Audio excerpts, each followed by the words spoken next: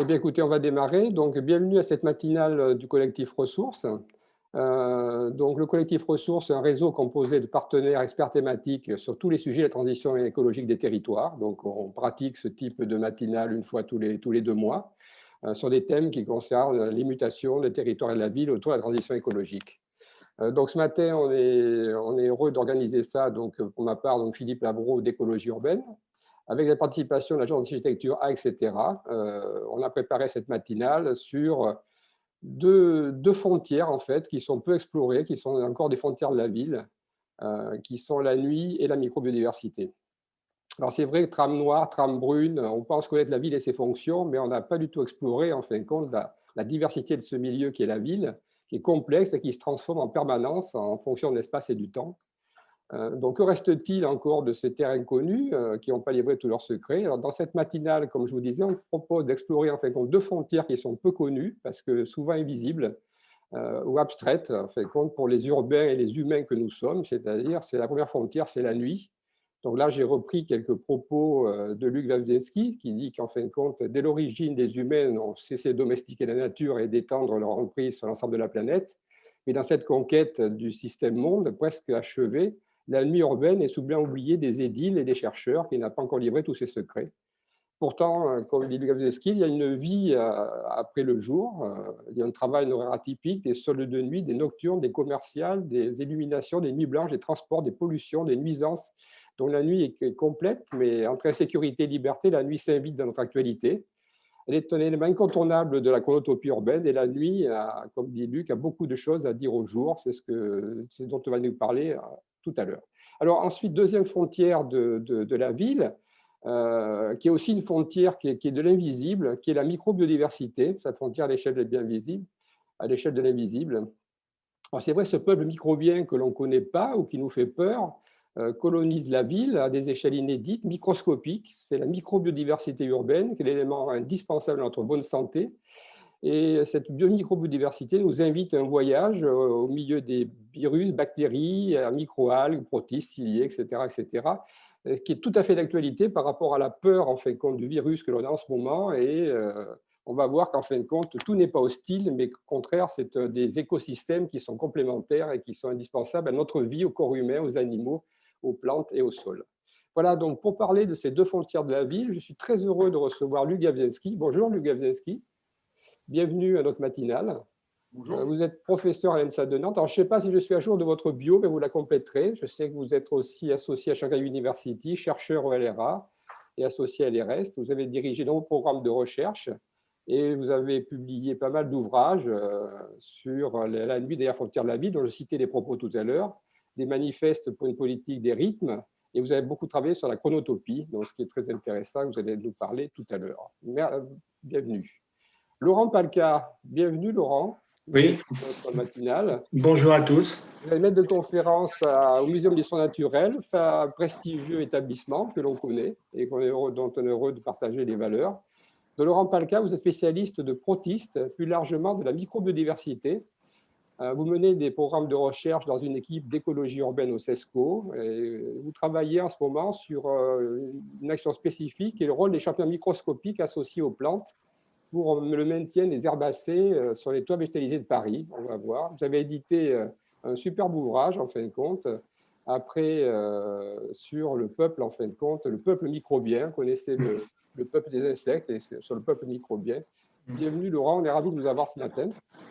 Merci. Notre dernier invité, David Lucot. David, tu es donc architecte de formation, spécialiste en approche écologique du paysage. Et tu fais partie de l'agence A, etc. Et tu travailles sur une thèse en ce moment, la fabrique urbaine à l'épreuve des rythmes du vivant, en collaboration avec Luc Gawzinski qui t'accompagne dans cette aventure. Bonjour David. Bonjour. Voilà, donc vous allez tous pouvoir poser des questions dans notre chat questions-réponses.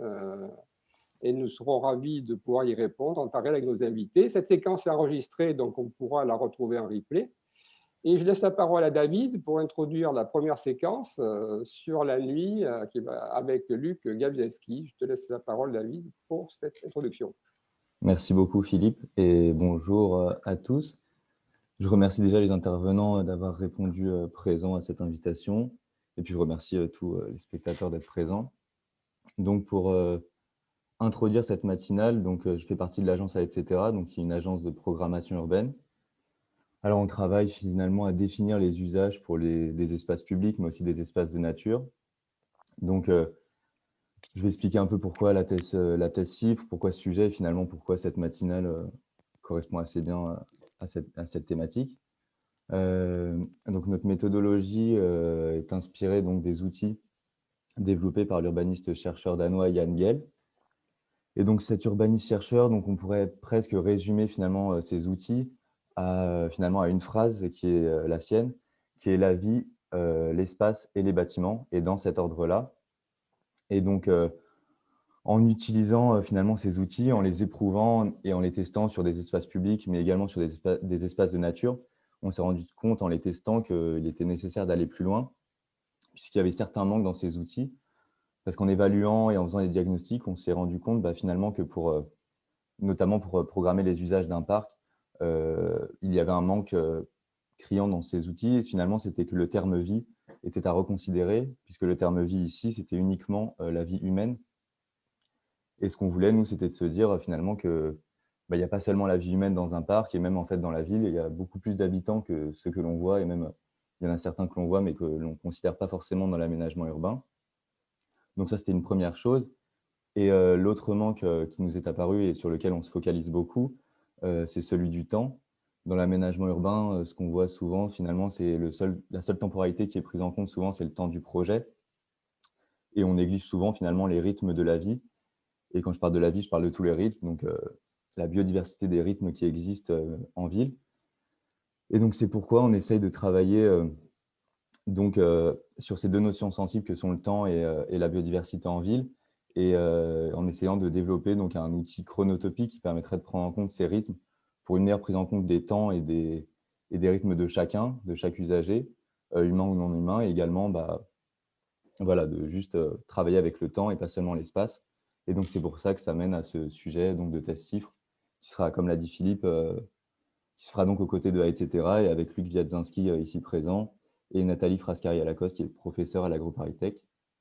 Donc, cette matinale va aborder finalement ces deux thématiques abstraites, invisibles et surtout méconnues, que sont le temps. Alors ici, Luc Wiadzynski nous présentera le temps de la nuit, et donc M. Palka, le peuple microbien avec la microbiodiversité. Alors donc, elles apparaissent aujourd'hui comme les dernières frontières de la ville, et donc les deux intervenants de cette matinale vont ici nous les rendre moins obscures, et je laisse la parole à M. Wiadzynski. Luc, il faut que vous mettiez votre micro.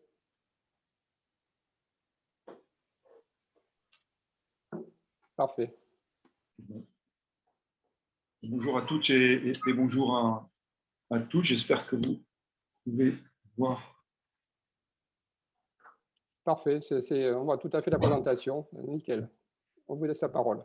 Merci à vous, merci à David Ducot, à qui je dois cette présence ce matin. Des sujets évidemment très intéressants. Je serai dans une contrainte de temps et d'espace parce que je suis loin, et de temps aussi parce que j'ai un cours qui démarrera à 10 heures, donc voilà, je serai avec vous pendant un petit moment, mais je crois que les propos sont enregistrés, les conférences, et donc je serais vraiment intéressé de voir les échanges et d'avoir des informations sur ce peuple microbien qui m'intéresse également. Voilà, donc David Ducot m'avait demandé d'aller avec vous sur une frontière un peu particulière qui est celle de la nuit. Voilà, je vais me focaliser sur cette frontière-là. Vous l'avez dit tout à l'heure, j'essaie de travailler sur les questions d'espace et les questions de temps. Alors, d'où je parle, moi je suis géographe, donc toujours la même chose pour les géographes. Il y a plusieurs questions qui se posent. C'est la question du qui, quoi, celle du où. Et puis après, il essaie d'expliquer tout ça avec une approche plutôt spatiale. Et moi, je fais partie des géographes qui essayent d'articuler un travail à la fois sur l'espace et sur le temps. Donc, je ne suis pas le premier. Il y a eu des travaux de time géographie dès les années fin 60, début 70, dans les pays scandinaves notamment, mais on était sur l'individu dans la ville, plutôt ses parcours. J'ai abordé ces questions à partir, disons, fin des années 90, notamment avec des partenaires italiens de Milan, où on a commencé à travailler sur l'idée de chronotopie.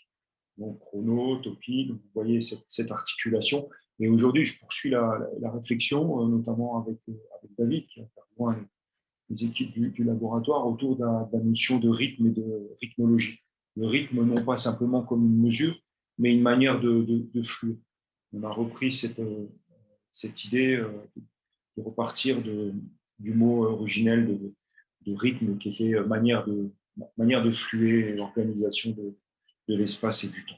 Voilà, donc je vais zoomer sur ce temps particulier donc, et sur la question de la nuit comme dernière frontière. Alors, je vais juste préciser que quand on parle de frontières dans cette Europe et ce monde de pandémie, on pense souvent à des murs, on pense souvent à des barrières, on pense souvent à des obstacles à la mobilité des biens, des informations et des personnes. En fait, la frontière dont je vais vous parler, j'imagine que c'est la même chose pour mon collègue du muséum, mais je crois que la frontière dont moi je vais vous parler, c'est une frontière au sens américain du terme, c'est-à-dire de nouvelles frontières, c'est-à-dire un front pionnier, quelque chose qui avance, mais aussi un imaginaire de renouvellement, peut-être, pas un changement de paradigme, mais plutôt un imaginaire. Et une frontière, dans ce sens-là, c'est à la fois une pression et des recompositions. Si vous voulez une image de ça, c'est le Far West, c'est les cow-boys, oui, les pionniers venus d'Europe et d'ailleurs, et qui ont petit à petit pris possession de l'espace de l'Ouest américain. Mais ça peut être aussi ce qui se passe en Sibérie sur des fronts pionniers, ce qui se passe en Amazonie sur des fronts pionniers avec des modèles qu'on connaît, je pense, les uns et les autres. Alors, sur quoi je base mon travail? Donc, d'abord, c'est une vingtaine d'années maintenant d'expérience, d'observation, d'expérimentation. Alors, des recherches. Moi, je viens d'une géographie quantitative au départ. Et je suis de plus en plus sur des approches sensibles, dans une approche de l'éprouvé, de la ville sensible. Donc, avec des observations, des traversées. J'ai développé une centaine de traversées dans le monde de villes pour essayer de les explorer de nuit. Et puis aussi, cette volonté de réduire la distance entre la recherche et l'action. Et disons, la vie de la cité, développer pas mal d'expérimentation, de transport, de correspondants de nuit, d'états généraux de la nuit, d'élections de maires de nuit, voilà, toutes sortes de démarches, d'actions aussi que j'ai pu accompagner dans la nuit. Si intérêt pour vous, parce que j'ai conscience de ne pas être là très longtemps avec vous ce matin, mais prêt à revenir si vous le souhaitez et à échanger avec vous. Quelques travaux s'y intéressent. Donc, La ville 24-24, il y a un bouquin qui date du début des années 2000, dont je n'enlèverai pas une virgule, avec des différentes interventions de chronobiologistes, de philosophes comme Bernard Stiegler, qui nous a quittés il y a peu de temps, des gens qui, dès cette époque, réfléchissaient déjà à la question du temps. La nuit, dernière frontière de la ville aussi, que j'avais publié chez l'Aube. Nuit d'Europe, un travail sur des villes en Europe et dans le monde. La nuit en question, aussi un ouvrage. Et puis récemment, un ouvrage qui s'appelle Night Studies, parce que les études sur la nuit, au sens d'une approche transversale, sont en train de se déployer, et puis qu'il y a une espèce de convergence autour de ce type de night studies, mais bon, études de nuit, disons, études de la nuit, études sur la nuit. Voilà. Donc, vous pouvez trouver la plupart de ces ouvrages qui sont publiés notamment dans des scopes. Vous pouvez les retrouver en ligne gratuitement. Voilà. Les choses soient claires. Voilà, donc j'ai essayé de vous transmettre quelques informations sur la nuit. Et je m'étais dit que ça pouvait être intéressant d'essayer de vous donner envie de vous en mêler. Parce qu'effectivement, quand on parle d'écologie urbaine, moi, dans mes études, j'ai fait de l'écologie. J'ai un DU d'écologie, je ne sais pas si ça existe encore, mais j'ai fait ça il y a quelques années avec le professeur Carbinaire à Strasbourg, il y a de longues années ça. Et puis, quand je travaillais en géographie à l'époque et en modélisation, il y avait ce qu'on appelait l'écologie urbaine factorielle. C'était une espèce de mise en de modélisation de concepts issus plutôt de l'école de Chicago, voilà. Les sociologues de l'école de Chicago, avec des modèles spatiaux, traitement de données. Voilà. Puis je m'étais dit que vous pourriez vous en servir pour penser la ville, le vivre ensemble et demain. Donc, je n'ai pas beaucoup de temps, donc je vais essayer de… Voilà. Alors, vous dire pourquoi vous y intéressez en tant que chercheur, habitant, citoyen, dans le temps long. Parce qu'il y a un risque de banalisation et de disparition de ce temps d'arrêt, parce que la nuit, c'était au départ un temps d'arrêt. Le soleil se couche derrière l'horizon, c'est l'obscurité et c'est un temps d'arrêt social aussi. Donc, c'est à la fois un temps dit naturel, physiologique aussi, puisque on fonctionne selon des rythmes circadiens généraux, et puis et aussi social, puisque la nuit, une partie de l'activité s'arrête. Et actuellement, c'est quand même étonnant de voir qu'on vit dans un pays où pas mal de pays sous couvre-feu. Je n'aurais jamais cru que ce soit possible. Et puis, important aussi d'y réfléchir, et ça vous concerne en termes d'écologie urbaine, me semble-t-il, parce qu'il y a un risque de destruction de ce temps de vie, qui a toutes sortes d'impacts. Alors, je ne sais pas sur la micro-biodiversité, mais en tout cas, qui a un impact en termes de pollution lumineuse, sur les arbres aussi, sur les végétaux, sur les animaux, les insectes, quand notamment on développe l'éclairage. Alors, les convictions qui sont les miennes depuis des années, c'est qu'il y a une nuit après le jour. Ça, c'est le premier point, ce qu'on a un peu oublié, parce que pendant longtemps, on a pensé la ville 16 heures sur 24, 5 jours sur 7, et c'est vrai que 6 jours sur 7, et c'est vrai qu'on avait tendance à mettre de côté ce temps de la nuit. Moi, je pense que la nuit révèle l'homme. Si vous voulez, elle révèle l'homme, elle révèle la ville. Si vous voulez comprendre l'organisation d'une ville, vous la survolez de nuit et vous allez voir sa structure. Vous allez comprendre très très vite sa structure. Donc finalement, quand vous êtes géographe et que vous travaillez sur la nuit, vous êtes un peu un paresseux, puisqu'il vous suffit de regarder la nuit comme une caricature de la ville et vous pouvez en tirer un peu ce qu'on fait quand on fait une analyse factorielle, c'est pour pouvoir ressortir les choses importantes. Vous signalez qu'il n'y a pas une nuit, mais des nuits. Ce que je vous amène comme élément là, c'est des années de travail, mais c'est la synthèse un peu partielle et partiale, plutôt sur l'espace européen, parce que c'est celui sur lequel j'ai principalement travaillé, mais j'étais parti aussi travailler aux États-Unis. Je regarde un petit peu aussi ce qui se passe dans les pays du Sud actuellement, avec un colloque à venir là-dessus. Voilà. Puis dernier point, c'est l'idée que la nuit et la ville s'éprouvent plus qu'elles ne se prouvent. Et ça, c'est cette idée de réfléchir, d'observer la nuit de nuit. Voilà, de penser la nuit de nuit, et pas seulement de jour. Et cette idée aussi de ne pas mettre la nature et le milieu à distance, mais de s'y impliquer fortement pour pouvoir le comprendre, et pas simplement d'un point de vue visuel ou statistique et moyen, mais aussi avec l'ensemble de nos sens, puisque les poètes l'ont dit avant nous, la nuit nous enveloppe d'une certaine façon.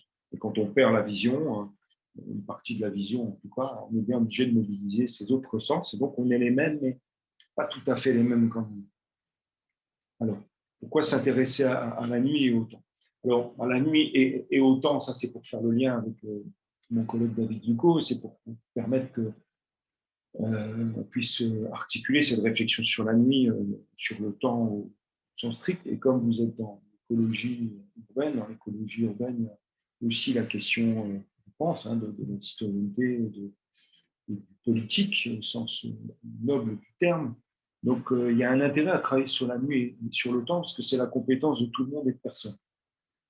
Quand vous travaillez sur d'autres sujets, il y a toujours quelqu'un dont c'est la compétence, que c'est régional, que c'est général, l'État, la commune. Là, le temps, la nuit, c'est la compétence de tout le monde et de personne, pour l'instant.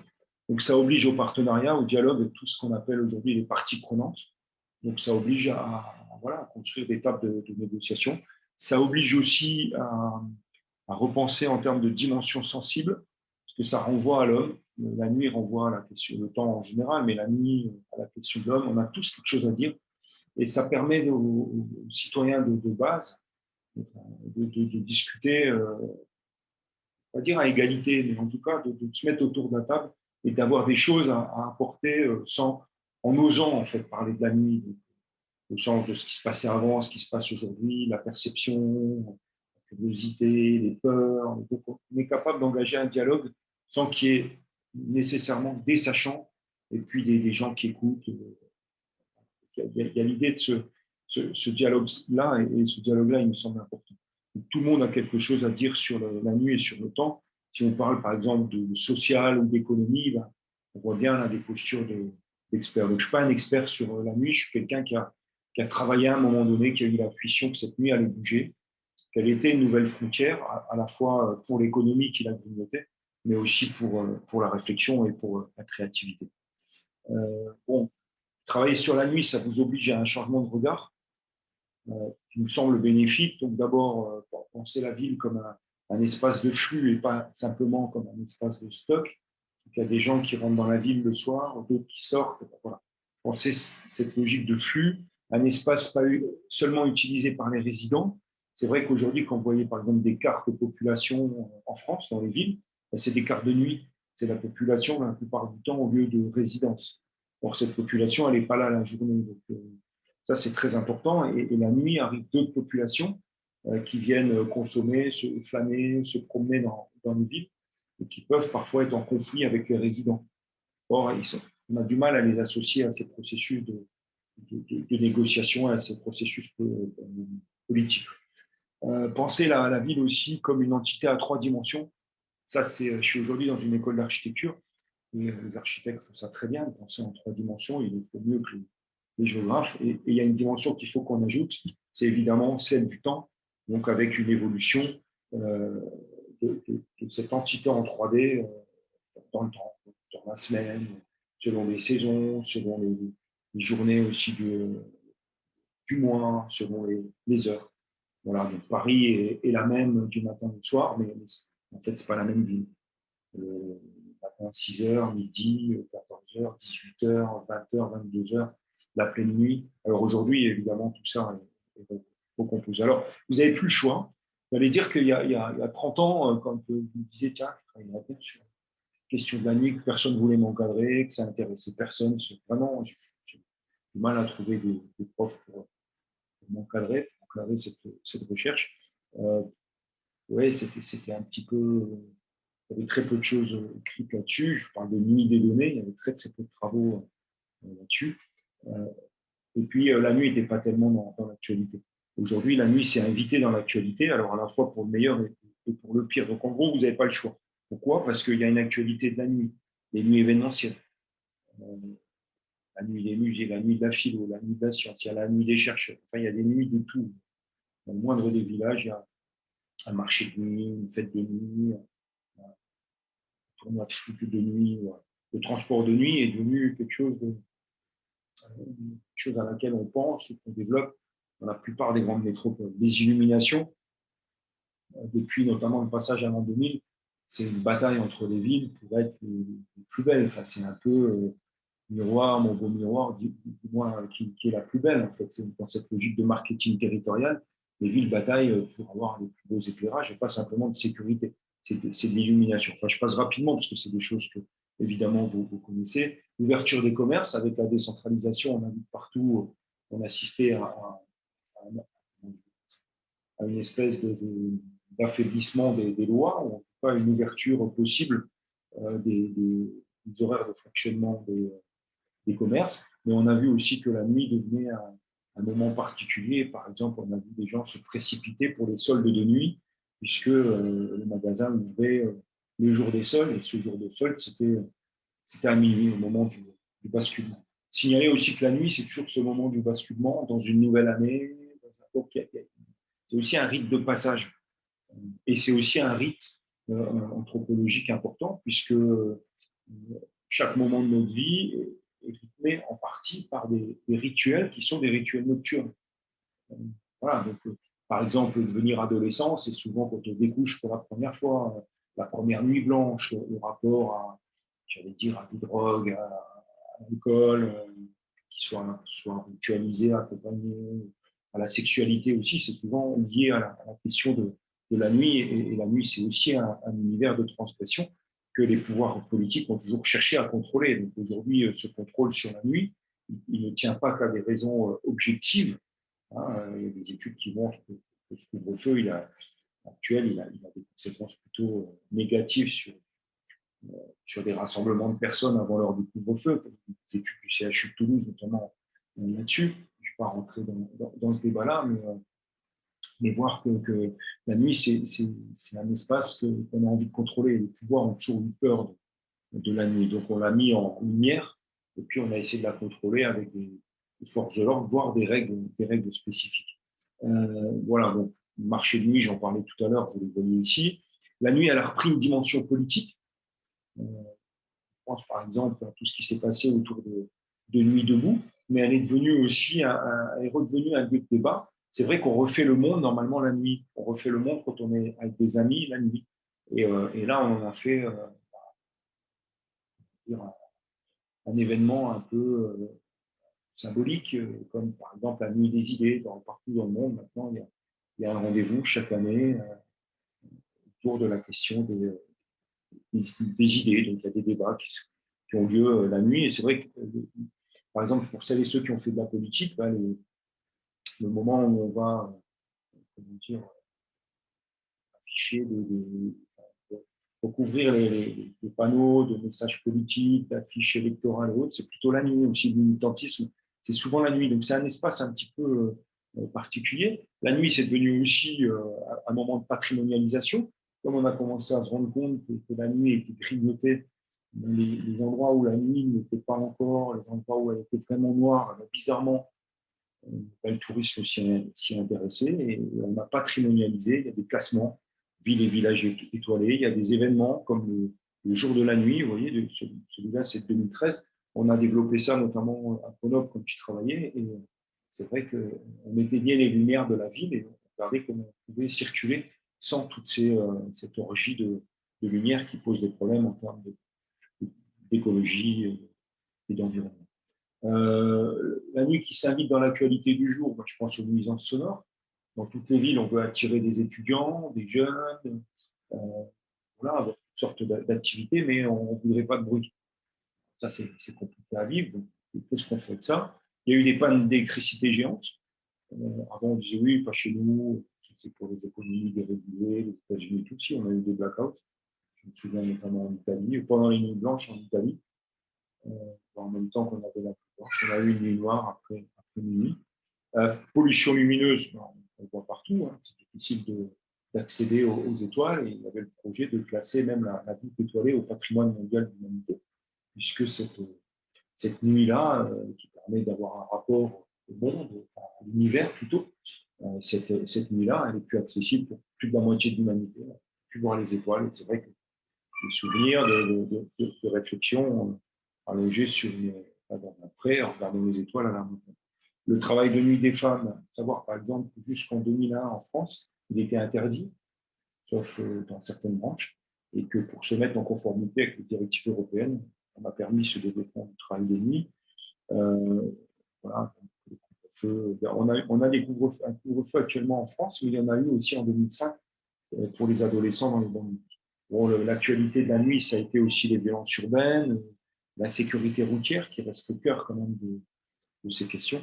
Alors, vous allez vous intéresser à la nuit parce qu'elle s'inscrit dans le cadre de mutations plus larges. Je ne vais pas rentrer dans le détail, mais en gros, quand même,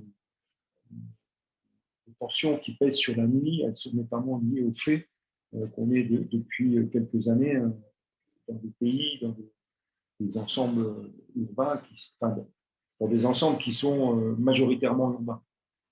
L'ensemble de la planète est devenu peuplé par des gens qui habitent dans des villes aujourd'hui, ce qui est vraiment un changement presque de paradigme. Quand une majorité des personnes sur la planète habitent ce qu'on appelle des villes, après il faut s'entendre sur le terme, c'est quelque chose à changer. Ces villes, elles se sont étalées dans l'espace, puis des villes, c'est des métropoles, voire des métapoles, des villes au-delà de la ville, donc qui posent toutes sortes de problèmes d'environnement,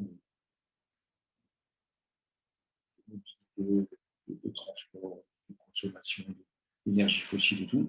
La ville, elle s'est éclatée aussi par rapport à une philosophie de la ville liée notamment à la charte d'Athènes, où sur un petit espace, on a un type de fonction, donc on fait du zoning.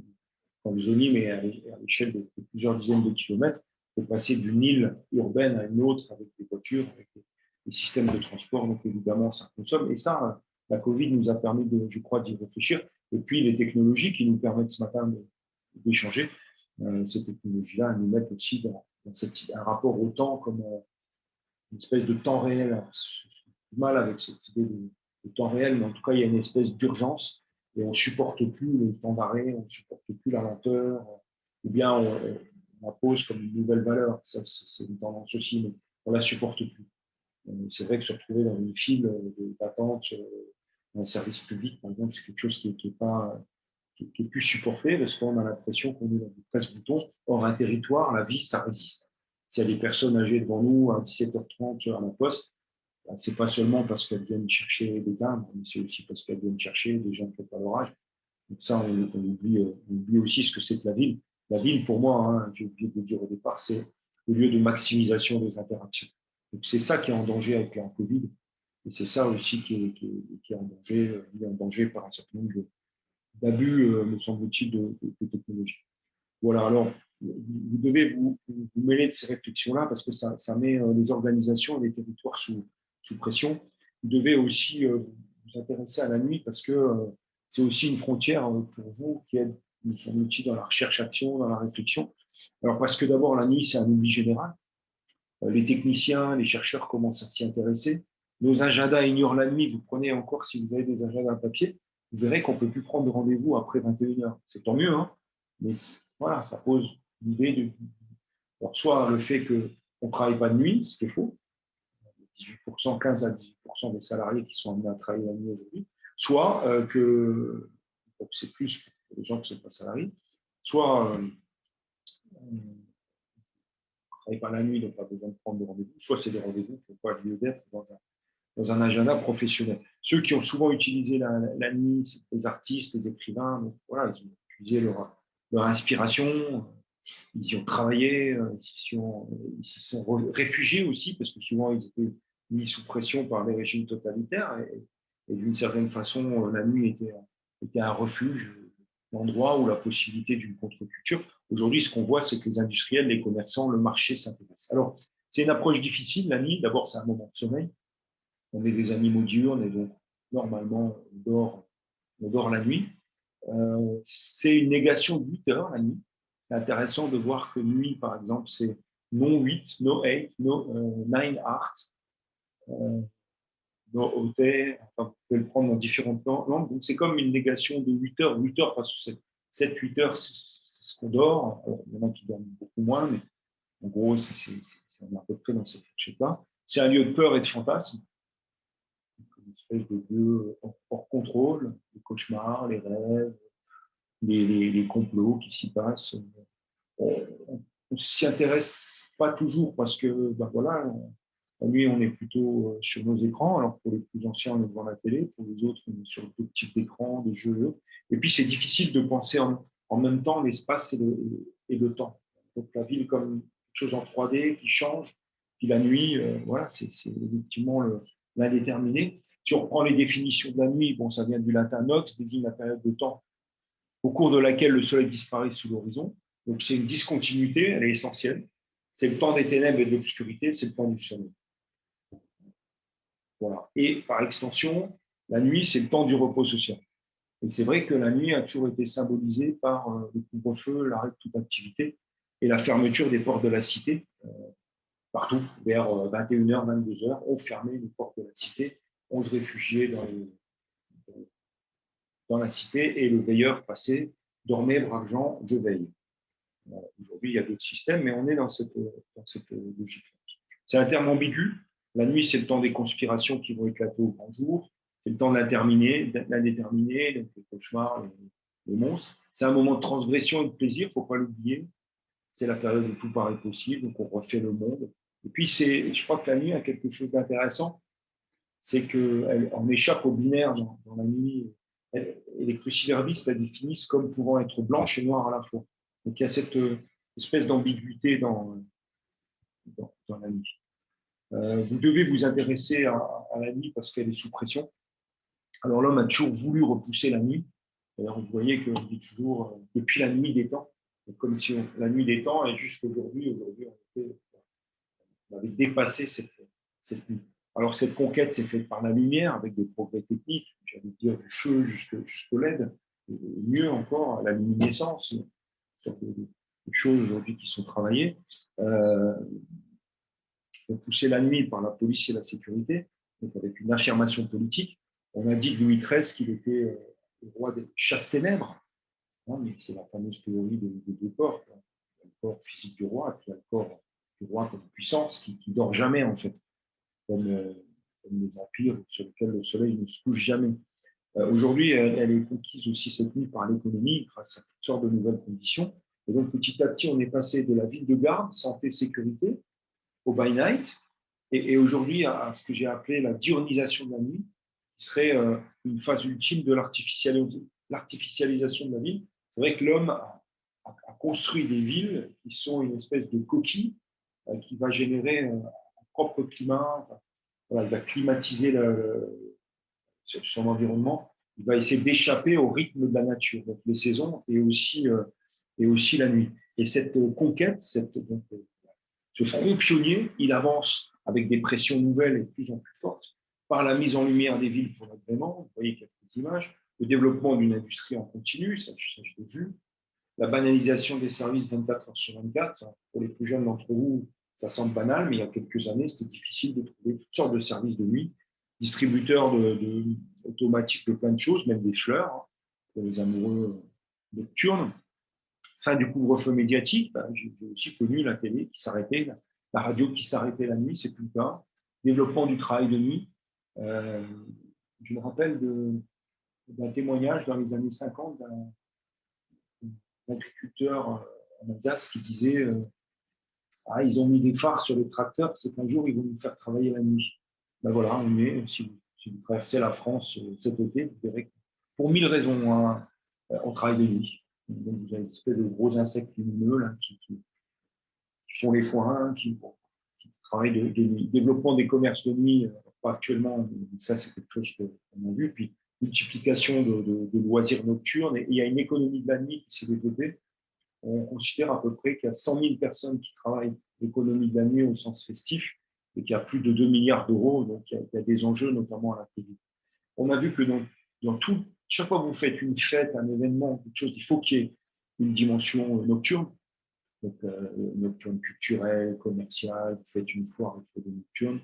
La mise en réseau planétaire, Internet, le téléphone, vous permettez évidemment d'être en contact avec des endroits de la planète où c'est plus la nuit. Et puis l'assouplissement des lois, donc je parlais tout à l'heure du travail de nuit des femmes, mais les perquisitions aussi, toutes sortes de lois qui font que la nuit se banalise. Elle n'est plus un espace juridiquement très différent.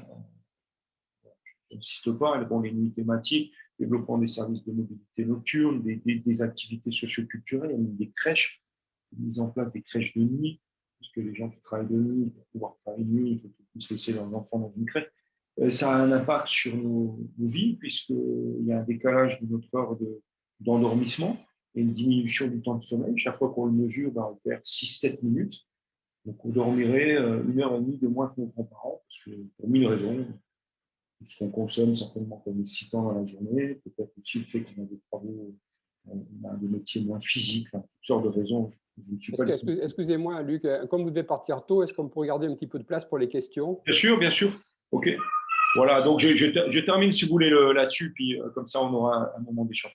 Voilà, et donc si vous voulez par rapport à ça, la nuit dont il est question aujourd'hui, notamment dans les métropoles, c'est un espace-temps réduit, colonisé par les activités du jour.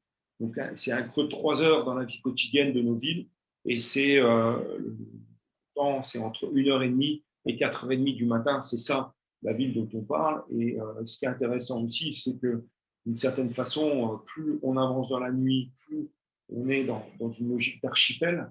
Donc finalement, la nuit, c'est une espèce d'espace rural, avec des conditions d'espace rural. On va passer d'un endroit à l'autre et on va être dans une économie de la dérouille, de l'agencement, de l'arrangement, avec des conflits entre les quartiers de la ville, les populations, les collectifs, et puis des centralités qui évoluent.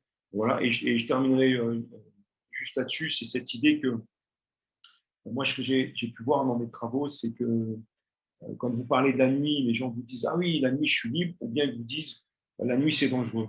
Moi, ce que j'ai pu montrer dans mes travaux, c'est que la nuit, on n'était pas libre, on va là où il y a de la lumière, là où on nous laisse rentrer, là où on a les moyens pour rentrer, justement, et en termes d'insécurité, c'est pas plus dangereux de nuit que de jour. Et par exemple, les vols, Arsène Lupin, qui a beaucoup de succès en ce moment, qui est un personnage plutôt nocturne. La réalité des vols aujourd'hui, notamment dans les résidences principales, c'est un vol qui a lieu en journée, à un moment où il n'y a personne, puisqu'on est dans un fonctionnement de la ville avec un type d'activité, c'est-à-dire la résidence, et un lieu, c'est un quartier pavillonnaire. Donc, il n'y a qu'un type de population présent à un seul moment de la journée. Donc, vous venez avec la camion de déménagement et vous videz la maison du lotissement. Voilà. J'arrête là pour qu'on puisse échanger et je pourrais envoyer des liens vers différentes publications qui vous permettront de compléter. Merci. J'ai quelques questions en fin de compte. Nos spectateurs en fin de compte sont souvent des architectes urbanistes et des questions qui se posent, c'est comment mieux prendre en compte la nuit dans le projet de ville. Et si vous avez quels conseils à leur donner pour mieux prendre en compte en fin de compte cette dimension et la chronotopie devenir plus générale dans les projets quand on conçoit la ville. La façon de prendre, d'abord d'essayer d'avoir une réflexion espace et temps. Ça veut dire de localiser, quand vous êtes dans le diagnostic, la condition va être dans la tabula rasa, mais c'est de prendre en compte les rythmes du vivant dans la ville, donc des hommes et le reste du vivant dans le milieu dans lequel va se déployer votre quartier, le bâtiment dont il sera question. Donc là, il y a la nécessité de collecter de l'information. Ça, c'est le premier point. Donc, ça nécessite, c'est l'intérêt, mais c'est aussi la difficulté, ça nécessite de dialoguer avec tout le monde, l'ensemble des parties prenantes pour récolter cette information, donc des tables de négociation, de récupérer de l'information. Ça, c'est une première chose. Et puis ensuite, c'est peut-être pour pouvoir construire les conditions d'un dialogue entre les parties prenantes, c'est de représenter tout ça. Parce qu'une des difficultés, que ce soit par rapport à la nuit, par rapport aux temporalités en général, c'est d'être capable de les représenter. Et donc, d'une certaine façon, de présenter des rythmes, de présenter des formes, des agencements de ce système en recomposition permanente. Donc là, c'est des cartographies dynamiques, c'est toutes sortes de médiation en termes de représentation qui doivent être développées, améliorées, et qui sont. Et puis ensuite, moi, je ne me sens pas capable de donner des conseils sur la fabrique du bâtiment lui-même, mais qui est clairement chronotopique. Parce que quand je regarde des architectes gérer des chantiers, telle complexité, il y a des intervenants qui ont des temporalités différentes, tout ça s'emboîte et à la fin, on a quelque chose de fini. Donc, il y a cette intelligence-là qui est présente chez les architectes et les urbanistes, avec la nécessité pour moi en tout cas, si on veut contribuer à un développement durable et autres, c'est cette idée que comment on peut ensemble sortir du zoning, comment on peut sortir de la chaire d'Athènes et réfléchir à cette idée sur laquelle je travaille depuis un moment, que j'avais appelé la ville malléable, réversible, adaptable, cette idée à la fois d'avoir plusieurs types d'activités en même temps, de comment on peut cohabiter sur le même espace, mais aussi comment on peut faire cohabiter des activités tout au long de la journée, tout au long de la semaine, pour éviter qu'on ait un bâtiment monochronique, c'est-à-dire avec un seul temps. Et de cette façon-là, contribuer à la diffusion de la ville dans l'espace. C'est-à-dire chaque fois que vous avez une nouvelle fonction, vous imaginez un bâtiment célibataire en périphérie de la ville ou au centre. Et pour contribuer à la diffusion, est-ce qu'on ne pourrait pas travailler sur une rotation d'activités au fil du temps? Par exemple, se dire qu'il faut mettre en place sur les nouveaux bâtiments une haute qualité temporelle pour se dire, bon, le bâtiment, il a une fonction en journée ou en matinée, l'après-midi, il en a peut-être une autre, et puis le soir, il en a une autre, éventuellement la nuit, il peut sortir de dortoir et d'autres activités au fil de la journée. Donc, à la fois étant l'hybridation, comme on l'a vécu dans nos appartements, où la table de la cuisine devenait le lieu de travail, voilà, ville, voilà, cette espèce d'hybridation de superposition d'activités sur un même endroit, avec évidemment des limites, parce qu'on voit bien les conflits d'usage. Et l'autre, c'est comment on peut faire la ville sur la ville, mais pas simplement en accumulant du bâti sur du bâti, mais comment dire, en associant différents types d'activités dans un calendrier. Donc, ça veut dire que d'une certaine façon, l'urbaniste et l'architecte devient un architecte et un urbaniste des ambiances, du temps, de la gestion du calendrier. Ça vient peut-être des temporalistes. Donc là, il y a des formes d'intelligence collective à trouver, en fait. J'ai l'impression qu'en fin de compte, il faut rajouter une dimension dans le projet urbain, qui est cette dimension de temporalité.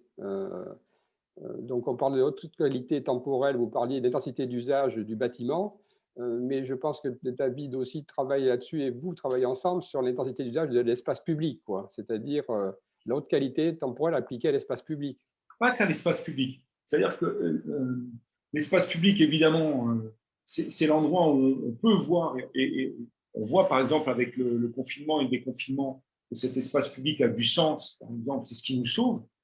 Ce qui va sauver nos commerces, nos bars, nos restaurants, parce qu'à un moment donné, dans le déconfinement, on va leur laisser la possibilité d'une extension des terrasses, extension du domaine, j'allais dire, des bars, des restaurants dans l'espace public, mais aussi possibilité de mettre en place ce qu'on a vu, les chronoroutes pour les vélos, enfin, toutes sortes de choses. Donc, il y a cet espace-là disponible pour d'autres types d'usages, mais il faut qu'on le réfléchisse aussi à l'échelle des bâtiments eux-mêmes. Il faut qu'on réfléchisse à l'échelle des bâtiments, des quartiers et de la ville, pour pas qu'on continue à avoir des villes qui se spécialisent, des quartiers spécialisés dans un type d'activité et un type de temps. Donc, on peut être dans des logiques de tiers-lieux, mais on peut être aussi dans des logiques où on redécouvre.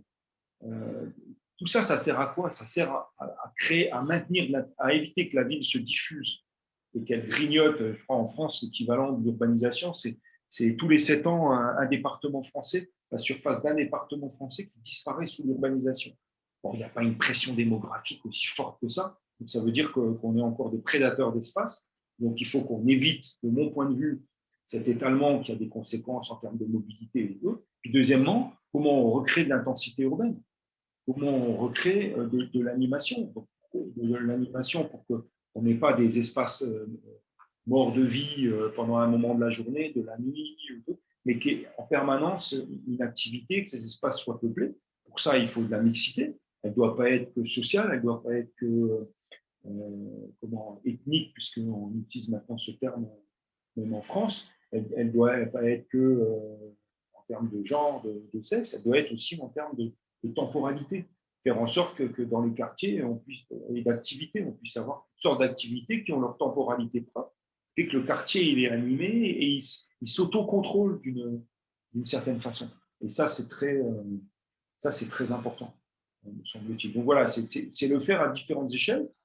Imaginons regardons les villes du Sud, notamment, où il y a encore, notamment dans les rues, sur les places, pense au Portugal et autres, ben, cette intelligence d'occupation de l'espace public à différents moments pour jouer, pour travailler, pour lire, pour toutes sortes d'activités. Et ça, il faut qu'on le réfléchisse. Donc, en gros, c'est l'idée de refaire de la ville, des espaces publics, mais de la ville aussi, une salle polyvalente. Donc, la salle polyvalente de village, alors évidemment, tout le monde va critiquer parce qu'elle n'était pas belle d'un point de vue architectural, parce qu'elle n'était pas très sympa, conviviale à l'intérieur. Mais quand même, on passait du tennis, on jouait au tennis, puis ensuite il y avait les handballeurs qui venaient, puis après on mettait les tapis, c'était pour les judokas, et puis ensuite on jouait au basket. Donc il fallait redéfinir des limites. Et je pense que celles et ceux qui participent de la fabrique de la ville doivent réfléchir à ça, mais ça va demander un mobilier urbain particulier, ça va demander toutes sortes de réflexions sur les limites, sur l'identité des personnes qui sont là. Ça veut dire qu'on associe à la réflexion dans la ville pas simplement les personnes qui résident là et qui votent là, mais les personnes qui viennent d'ailleurs, qui travaillent dans la ville la journée, qui occupent les espaces publics et qu'on consulte très très rarement dans l'aménagement de la ville. Donc voilà, on est dans des villes qui sont des espaces de flux, ça passe. Et comment on peut devenir citoyen ici et maintenant, à l'endroit où on est, hein, notamment grâce aux technologies. Les technologies nous permettent d'être contrôlées, elles nous permettent d'être taxées. Pourquoi elles ne nous permettraient pas d'être… Pourquoi, si je suis 2 jours à Paris, je ne deviendrai pas citoyen parisien pour 2 jours, participant à quelques débats sur l'aménagement des espaces et tout. En plus, j'aurai un œil aiguisé, puisque quand on arrive quelque part, on regarde les choses hors routine. Donc, on est très curieux, très insécurisé. Donc, on a un regard qu'on n'utilise pas assez, d'ailleurs, quand on est une collectivité locale. Une question, en fait, qui va faire le lien avec l'intervention juste après, qui dit, en fait, compte, est-ce que l'autre qualité temporelle ne nuit-elle pas à la biodiversité, qu'elle a besoin vraiment de nuit noire, la biodiversité? Parce que de vouloir augmenter l'intensité d'usage ne va pas nuire, en fin de compte, à ce qu'on appelle la trame noire et aux équilibres, en fin de compte, écologiques de la ville. Oui, je pense que c'est 2 choses. J'aurais terminé là-dessus, c'était trop long, mais je pense que si on réfléchit en termes de rythme, il faut effectivement qu'on laisse dans nos villes, dans nos territoires, des temps et des espaces vides, non pas vides au sens de rien, mais en tout cas non occupés, non transformés par l'économie, l'aménagement et ainsi de suite, pour permettre le relais, pour permettre la cohabitation, les cohabitations, et chercher à la fois le rythme, c'est-à-dire les bons rythmes, mais l'idiorhythmie aussi, la possibilité de faire cohabiter des rythmes, et notamment les rythmes du vivant. Donc, la question des réserves, la question de la cohabitation, mais de la même façon qu'il y a quelques années, on avait très peu d'exemples, on connaissait mal ce territoire de la nuit d'un point de vue social, sociabilité, ethno et autres. De la même façon, on connaît mal ce qui se passe, les rythmes du vivant et des vivants à différentes échelles à l'intérieur de nos organismes urbains. Et donc, là aussi, ça passe par la connaissance et ça passe par des articulations, des compromis. Et je trouve justement, pour faire le lien avec la prochaine intervention, moi je plaide pour l'idée d'une pensée nuitale, c'est-à-dire où on ne sera pas… On met un bonnet de nuit sur nos villes, on met un tout. Bon, c'est une possibilité, ça peut être un choix. Certains peuvent aller dans des villes éteintes. Ou bien on allume tout et c'est open bar 24 heures sur 24. Non, on peut être dans quelque chose qu'on va ajuster. Donc, dans le conseil aux urbanistes et tout, c'est aussi le fait qu'on est dans quelque chose de vivant, de malléable, dans un rythme au sens d'une manière de fluer. Et donc là, il faut pouvoir que les ajustements, les médiations se fassent en permanence. Donc, la ville comme un écosystème, c'est aussi l'écosystème des modes de médiation, de cohabitation, des modes politiques. Et donc, l'idée, c'est jusqu'où ne pas. C'est comment on éclaire la nuit sans la tuer. S'il n'y a pas de lumière, il n'y a pas de ville la nuit. Trop de lumière tue la nuit. Voilà, donc comment on met en place les conditions de tout ça. Et je vois que par rapport à l'orgie urbaine de lumière à laquelle on voyait les éclairagistes lumière, par exemple, sur laquelle on les voyait travailler jusqu'à il y a quelques années en Europe. Aujourd'hui, moi, je travaille avec les gens de l'ACE actuellement qui sont sur la biodiversité, sur les questions de santé, qui se posent toutes ces questions-là. Donc, c'est en Europe. Quand je vais en Asie, ce n'est pas encore tout à fait la même chose. Mais voilà, donc jusqu'où ne pas. Et la nuit nous permet peut-être de réfléchir un petit peu à ça. Je suis tout à fait d'accord par rapport à cette remarque. Voilà, 10h qui approche. On vous remercie beaucoup. Je sais que vous avez un cours à 10h, donc on va vous laisser à vous. Merci à vous. Merci de votre participation et à très bientôt, Luc Gaveski, pour une autre séance. Avec plaisir. À très bientôt pour une séance et un échange. Au revoir, David. Merci. Au revoir, Laurent. On va retrouver Laurent Palca. Au revoir, Luc. Au revoir, Laurent. Et je vous invite prochainement. Oui, oui. Très intéressant. J'ai pris beaucoup de notes. Bon, j'écouterai l'enregistrement. Hein. Portez-vous bien. Oui, merci, vous aussi. Merci. Rebonjour, Laurent. Donc, oui. Ravi de vous retrouver. Alors, vous avez signé une tribune dans Le Monde qui disait, avec 13 chercheurs du muséum, qui disait « La biodiversité en ville n'est pas un problème, mais une solution ». Vous écrivez dans cette tribune « Amalgamer déforestation tropicale, interaction entre les êtres humains et non humains et développement de nature dans les villes est une fallacieuse cause d'épisodie et est un raccourci absurde, voire tendancieux. » Oui. Oui, parce que je vais y revenir dans dans mon discours, dans mon propos, mais cette déflagration écologique dont il est question dans la première tribune du monde à laquelle on a essayé de répondre, la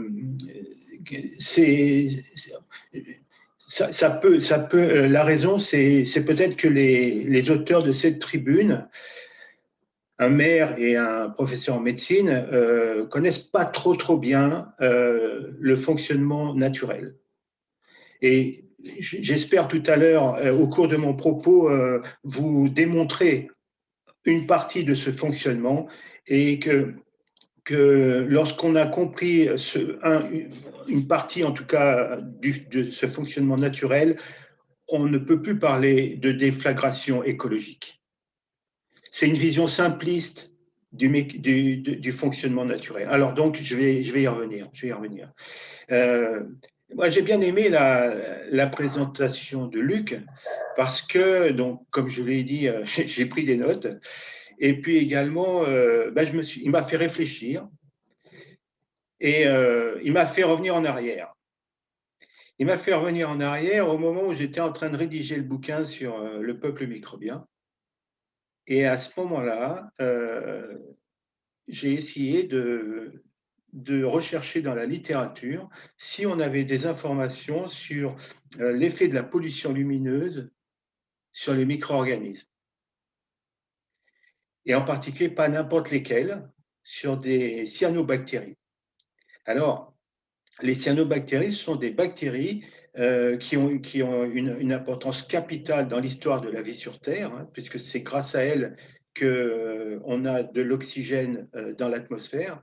Et c'est grâce à elles, aujourd'hui, si on a 50% de l'oxygène, ou qu'on peut utiliser 50% de l'oxygène pour respirer. Donc, les cyanobactéries sont éminemment importantes. Et elles sont importantes. Et comment elles produisent de l'oxygène? Eh bien, comme les végétaux, par la photosynthèse.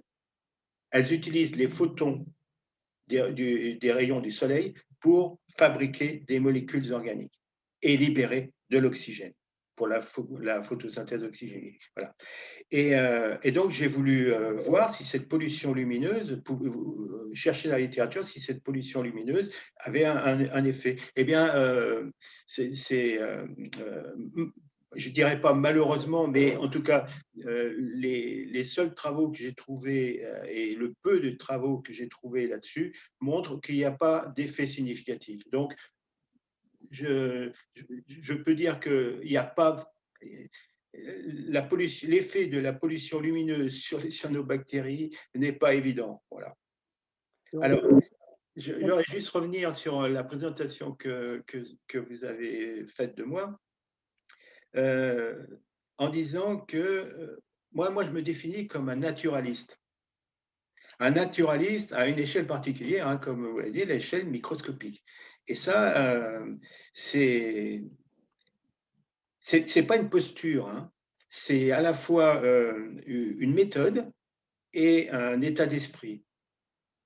L'état d'esprit, c'est considérer que ce monde microscopique, eh bien, on n'est pas là pour lutter perpétuellement contre lui, mais justement, on a intérêt à voir en lui le bénéfice plutôt que l'inconvénient, et voire plus, et le bénéfice, et également chercher à une bio-inspiration. Voilà.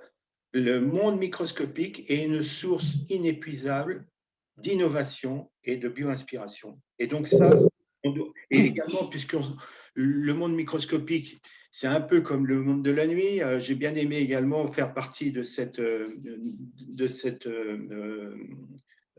présentation de ces frontières, nuit et microbiodiversité, c'est-à-dire l'échelle microscopique, hein, parce que dans l'échelle microscopique, eh bien, il y a beaucoup de choses qu'on ne connaît pas. Et donc, en fait, c'est un monde à découvrir. On a des nouveaux outils depuis 10-20 ans c'est-à-dire la biologie moléculaire qui nous permet indirectement d'identifier et d'explorer ce milieu sur la planète, à la fois localement et globalement, hein, mais il reste encore beaucoup de choses à découvrir. Parce que quand on parle du monde microscopique, en fait, compte, surtout à l'heure actuelle, on voit toujours, en fin de compte, le monde de la maladie, on ne voit pas du tout le monde de la biodiversité.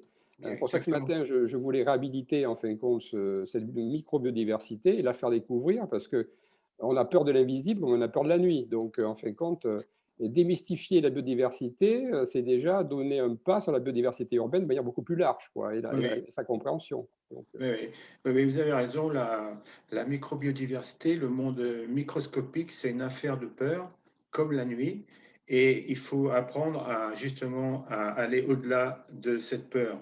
Et si l'homme a conquis la nuit d'une manière ou d'une autre, avec un éclairage artificiel, mais avant d'une autre manière, c'est bien parce qu'il a transcendé, il a dépassé sa peur. Et nous aussi, on doit dépasser notre peur de la nuit, et depuis l'origine, depuis qu'on arrive à regarder à cette échelle-là, hein, depuis le XVIIIe siècle avec l'invention du microscope, l'optique, hein, et ensuite la biologie moléculaire récemment, on a de quoi découvrir pour pouvoir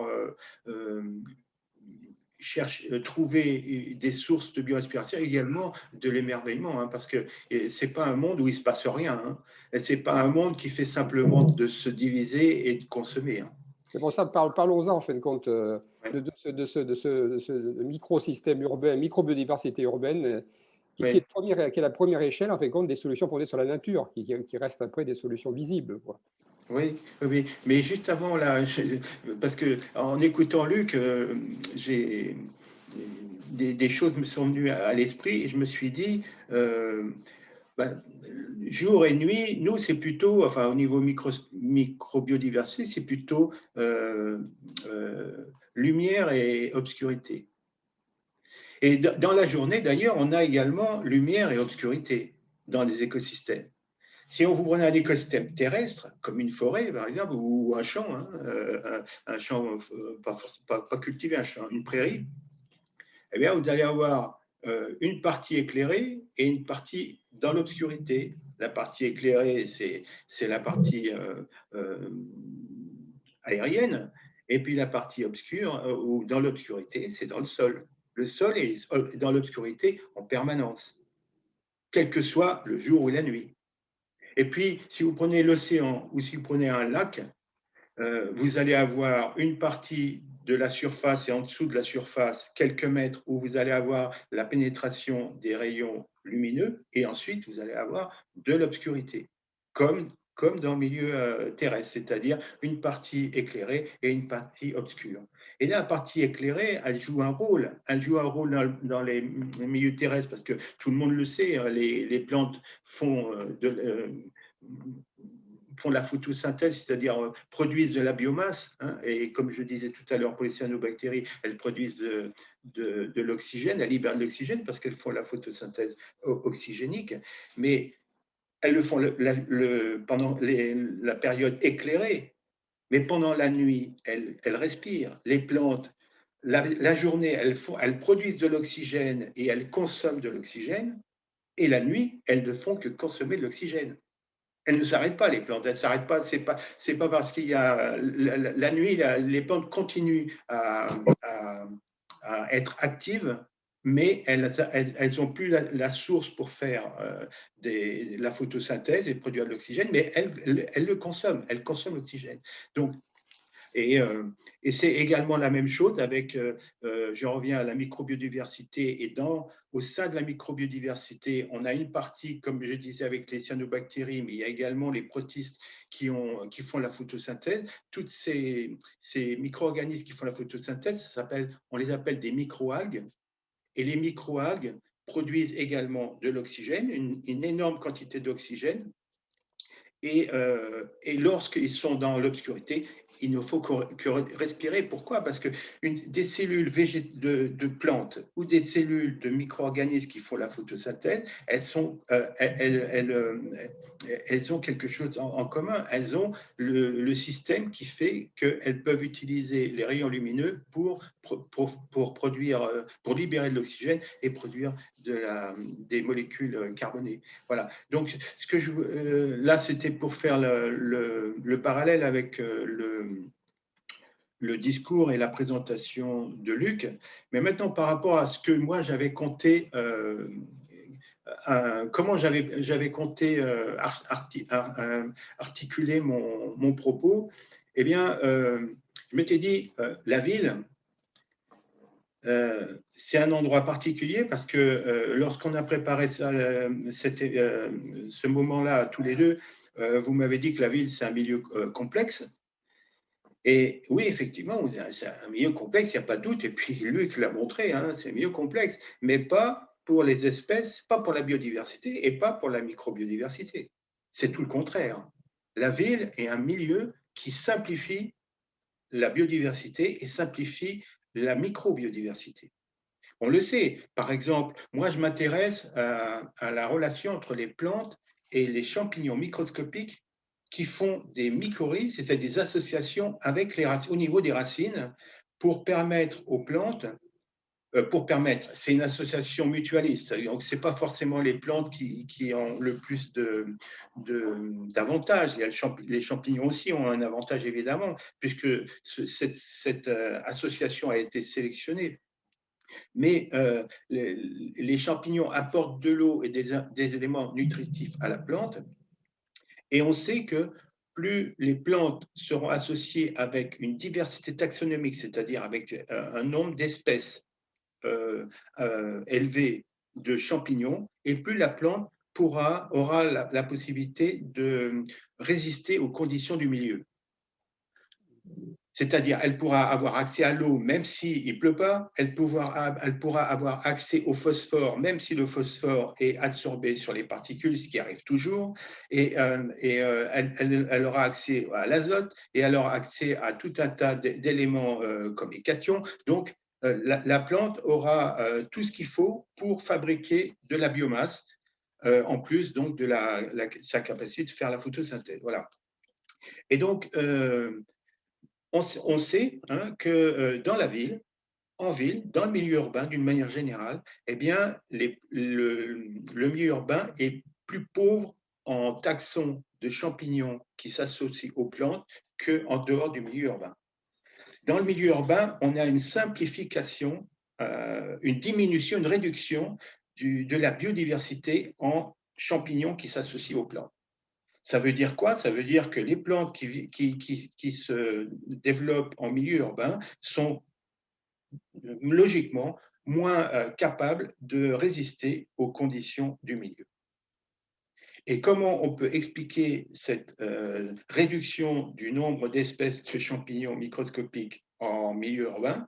Eh bien, parce que c'est comme ça en tout cas que je l'explique, eh bien, les végétaux qui se développent en milieu urbain, c'est surtout des végétaux qui ont été importés dans le milieu urbain, et ils n'ont pas été importés de n'importe où. Ils ne sont pas venus de manière spontanée, même si dans le plancton aérien, on a des graines et ces graines arrivent à germer. Ils sont surtout arrivés par le milieu horticole. Pourquoi? Parce que dans le milieu urbain, on a plus de plantés que de spontanés.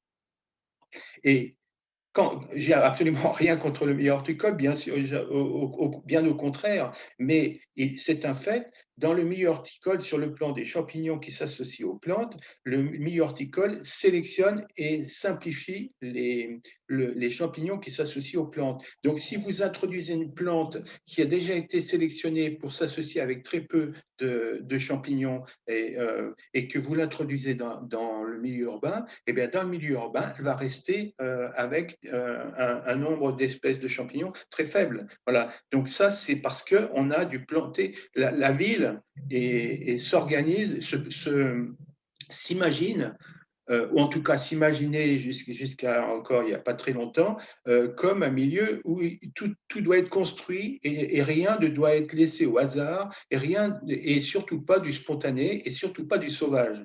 Et lorsqu'on lit la tribune des deux personnalités sur la déflagration écologique, eh bien, c'est la peur du sauvage et la peur de la complexité. Alors, je vous l'ai dit là, quand on a préparé ce moment, je me suis dit, je vais faire un parallèle pour éclairer sur cette importance de la complexité avec un exemple un petit peu, comment dire, un peu lointain, mais quand même, vous verrez que je vais retomber sur mes pieds. Pour illustrer l'importance de la complexité, eh bien, je vais parler du tube digestif. Vous allez me dire, oui, c'est un petit peu lointain, mais non, c'est pas si lointain que ça, vous allez voir. Le tube digestif, pourquoi le tube digestif, le nôtre en particulier, hein, c'est que dans le tube digestif, eh bien, on s'est rendu compte on savait déjà qu'il y avait des micro-organismes qui nous aidaient à digérer la nourriture qu'on ingère, mais il y a un microbiote, des microbiotes, et les microbiotes, ce sont des communautés de bactéries, d'archées. Alors, les archées, ce sont des micro-organismes qui ressemblent à des bactéries, mais qui ne sont pas des bactéries, des champignons et de virus. Et dans ces communautés, on a les bons microbes et on a les mauvais microbes. Et les deux sont en équilibre. C'est-à-dire que pour qu'un système fonctionne, il faut que les bons microbes dominent les mauvais. Parce que s'il n'y a que les mauvais qui ont,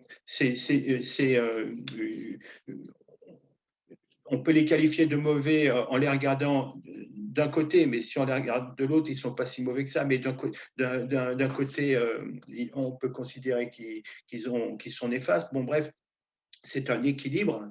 Et le microbiote intestinal contient tout ce microbiote, et ce microbiote est en équilibre lorsque vous êtes en bonne santé.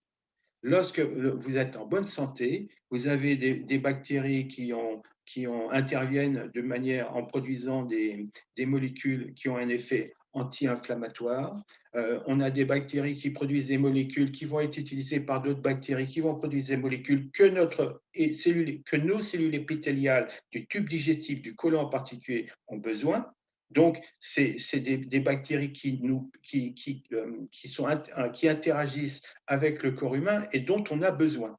Il se trouve que cet équilibre où les bons microbes dominent les mauvais ou les moins bons, eh bien, quelquefois, cet équilibre est rompu parce que pour le tube digestif, pour l'intestin, on a à la faveur de certains troubles digestifs. Et tout le monde le sait, lorsqu'on prend des antibiotiques, lorsqu'on ingère des antibiotiques pour une infection bactérienne, eh bien, généralement, on prend des antibiotiques qui ont un spectre beaucoup plus large que le pathogène qui est ciblé. Et en étant beaucoup plus large, qu'est-ce qui se passe? Eh bien, les antibiotiques vont décimer la plupart des bactéries qui se trouvent dans le microbiote, et même donc les bonnes bactéries. Et le fait de décimer le microbiote va libérer l'espace pour les microbes qui auront résisté aux antibiotiques. Et dans ces microbes qui auront résisté aux antibiotiques, il y a certaines bactéries. Et c'est des bactéries qui ensuite vont avoir un milieu qui va être libéré et qu'elles vont pouvoir utiliser. Et il y en a une qui est particulièrement mauvaise, qui se trouve en permanence dans notre microbiote. On l'a en permanence dans notre corps, mais elle se manifeste lorsqu'on a un déséquilibre donc, du microbiote, une simplification du microbiote, c'est Clostridium difficile. Et cette bactérie-là, elle cause des troubles très, très graves, et même jusqu'à mortels, et qui peuvent devenir mortels. Et donc, ce problème, c'est que Clostridium va se développer a tendance à se développer lorsque les gens prennent des antibiotiques, surtout dans le long terme. Hein, sur le long terme. Et il y a une façon de lutter contre cette bactérie qui est vraiment à la fois pathogène et dangereuse, eh bien, c'est ne pas utiliser d'antibiotiques, justement, mais de faire une transplantation du microbiote intestinal de personnes en bonne santé chez les personnes qui souffrent de dysbiose, c'est-à-dire de déséquilibre du microbiote intestinal. C'est la transplantation fécale. On extrait une partie, la majeure partie du microbiote de personnes en bonne santé à partir de leurs excréments, il n'y a pas d'autre mot, et ensuite on introduit ce microbiote, cette communauté complexe chez les personnes. Alors c'est sous forme de gélules ou alors c'est sous forme d'introduction par la voie anale, bref, orale ou anale, bref, on introduit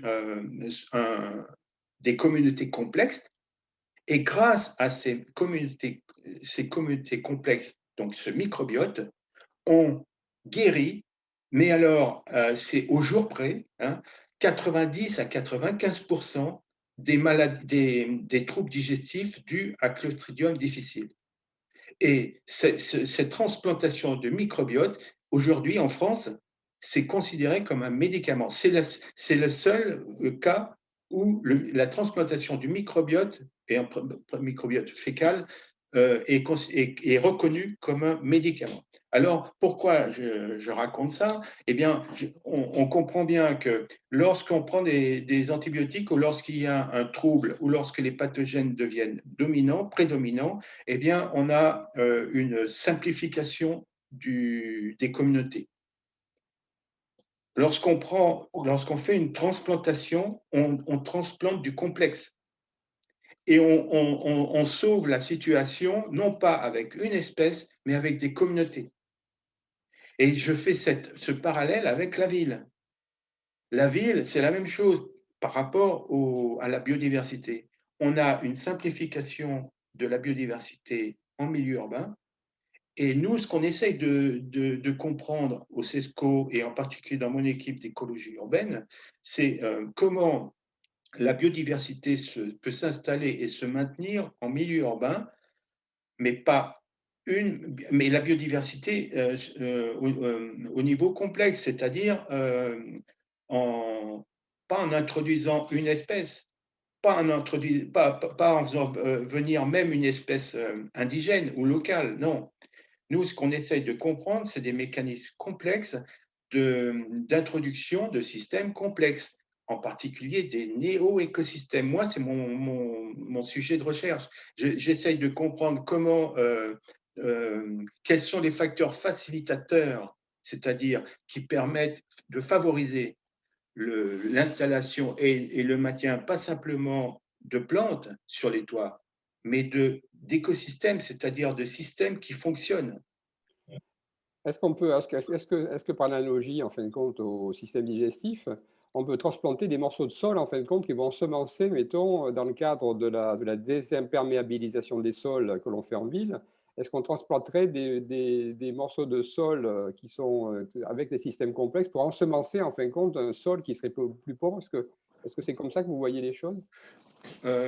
Oui, d'une certaine manière. Premièrement, moi, je suis pas du tout opposé à introduire, à introduire de l'exogène, mais de l'indigène. Je préfère. Pourquoi l'indigène? Parce que l'indigène est déjà adapté aux conditions du milieu. Mais puisqu'on est dans un milieu artificiel, la ville, c'est un milieu construit. Hein. C'est un milieu construit, et donc non.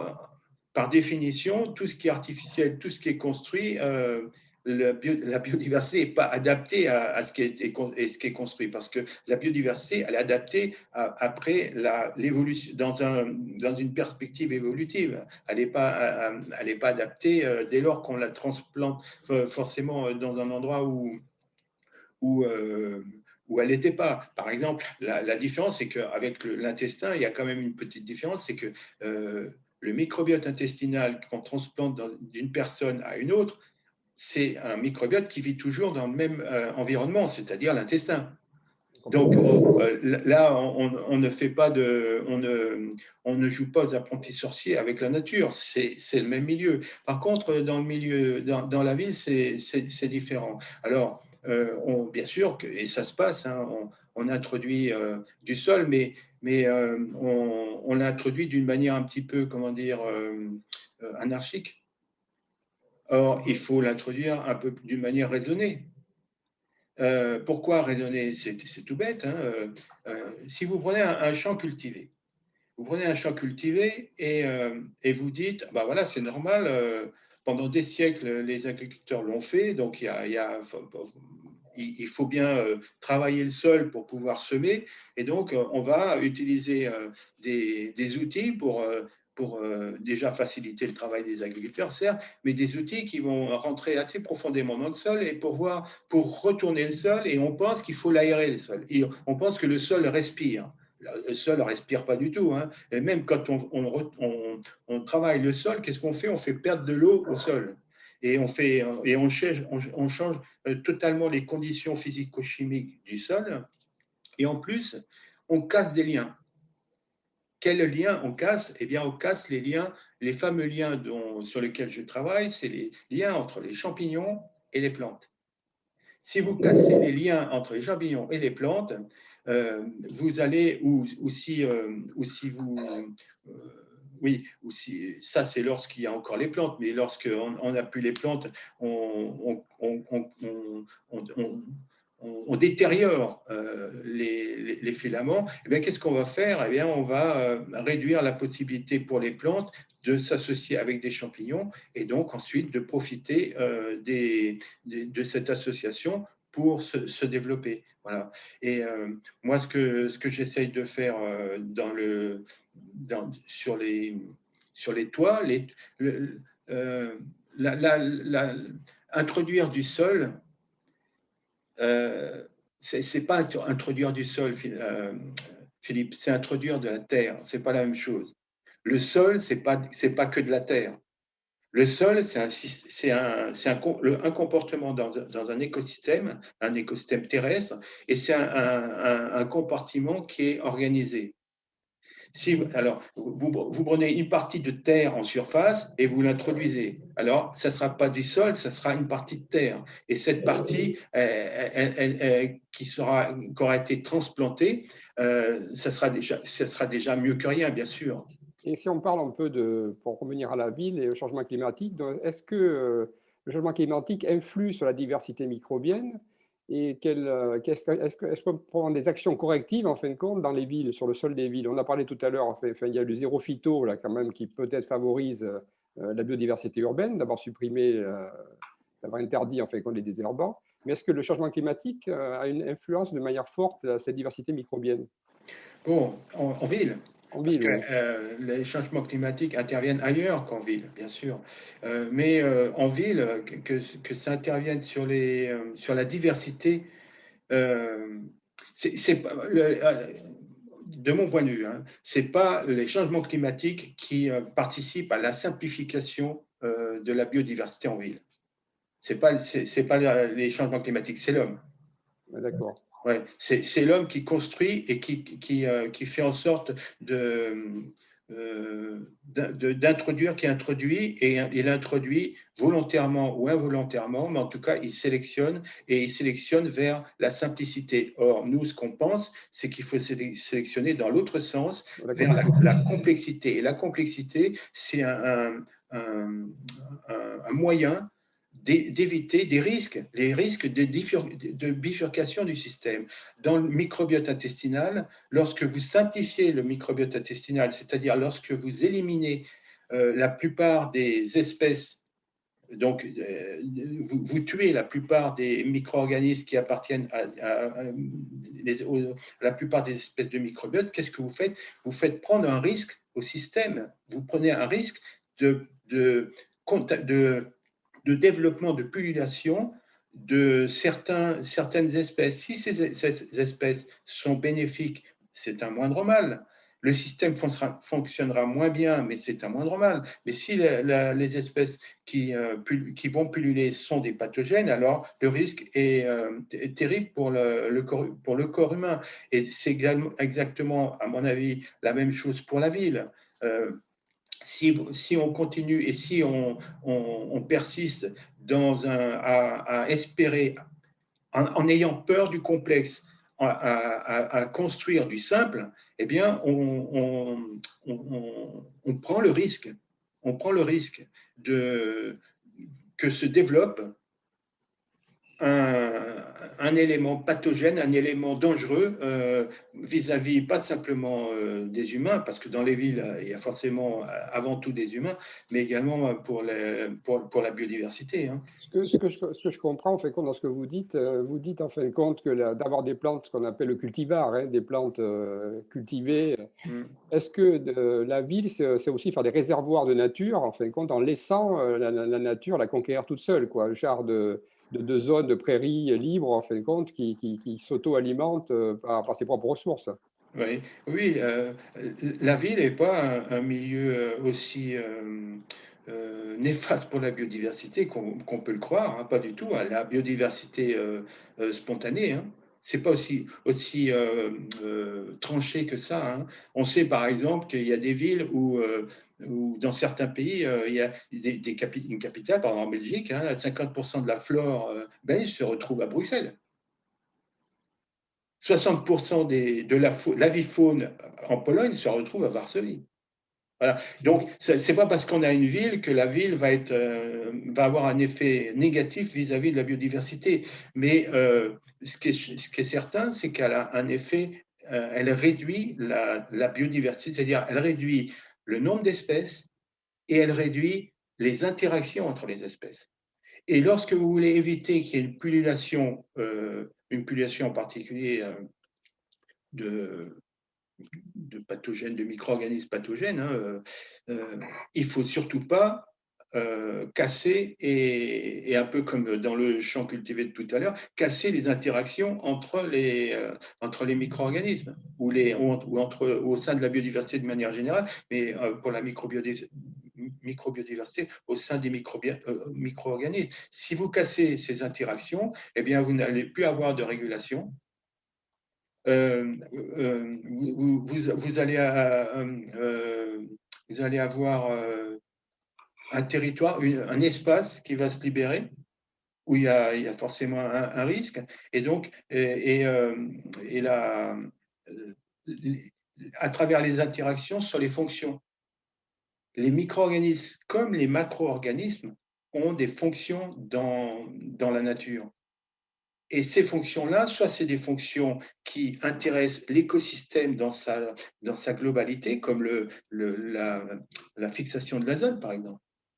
Ça, c'est une fonction qui est extrêmement importante dans un milieu parce que ça enrichit le milieu en azote, évidemment. Hein. Lorsque moi, dans mon jardin, j'ai du trèfle, évidemment, je dis dans le bouquin d'ailleurs, je vois le trèfle, il fait un peu désordre dans ma pelouse. Sauf que moi, je sais très bien que le trèfle est en train de enrichir mon sol en azote et je n'ai pas besoin d'enlever ce qui est en train d'enrichir. Hein. Et donc, dans ma pelouse qui est archi simple, puisqu'on a un seul taxon, hein, eh bien, s'il y a d'autres taxons qui pénètrent, qui viennent faire un peu de désordre, eh bien, tant mieux.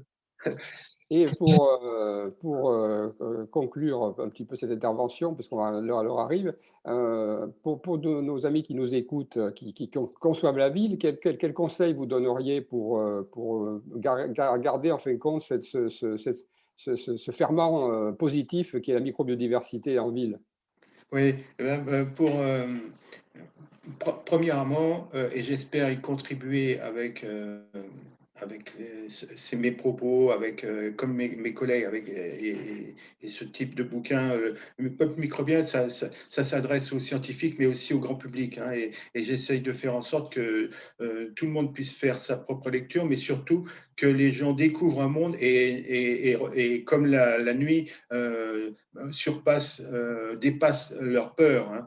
Et donc, premièrement, en ville, il faut dépasser la peur du microbe, du microbe, le germe, c'est Pasteur qui a utilisé le terme de germe. Hein. Je ne veux pas dire que Pasteur, il voyait les choses que de manière négative, parce qu'il avait dit également il serait très intéressé de voir si des animaux seraient capables de vivre s'il n'y avait pas de micro-organismes dans leur tube digestif. Donc déjà, il avait une vision positive des micro-organismes, mais enfin, il a quand même véhiculé un terme qui n'était pas terrible, c'est germe. Et germe, c'était à l'époque où on découvrait plein de pathogènes, et donc les micro-organismes, c'était avant tout des pathogènes. Et encore, aujourd'hui, c'est encore la même chose, parce qu'avec le coronavirus, alors on est sûr que ça va enfoncer le clou du pathogène dans l'esprit des gens et des citadins en particulier, quoi. Donc, ne pas avoir peur des micro-organismes, et ne pas avoir peur de la complexité. Et c'est la complexité qui est importante. Il faut éviter de simplifier les choses et éviter de simplifier notre environnement. Voilà. Il faut, et il y a une façon à la fois pour la biodiversité macroscopique et microscopique, c'est de laisser le spontané s'installer. Évidemment, c'est inquiétant parce qu'on ne maîtrise plus les choses. Hein, c'est plus nous on est, la ville, c'est ça, la ville. Enfin, c'est peut-être une vision un petit peu réductrice que j'ai, mais on a l'impression que la ville, on essaye de tout maîtriser et de rien laisser au hasard ou rien laisser au spontané.